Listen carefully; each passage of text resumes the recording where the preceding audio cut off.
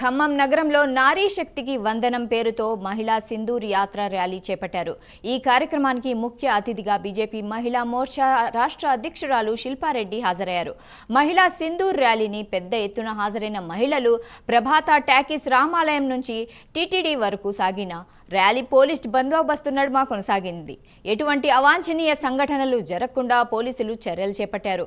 ర్యాలీలో బీజేపీ జిల్లా అధ్యక్షుడు నెల్లూరి కోటేశ్వరరావు, బీజేపీ రాష్ట్ర నాయకులు దేవకి వాసుదేవరావులు పాల్గొన్నారు.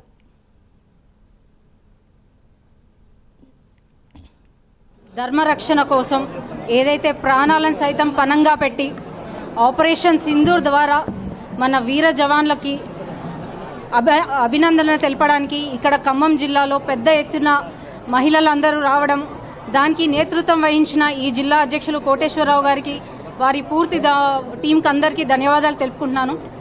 ఉగ్రవాది దాడిల్లో మీ మాంగళ్యం తీసేస్తున్నాము, పోయి మీ మోదీకి చెప్పుకోమన్నారు. మోదీకి చెప్తే మోదీ ఉగ్రవాదాలన్నీ ఏరిపారేసి వారికి అండగా నిలిచారు.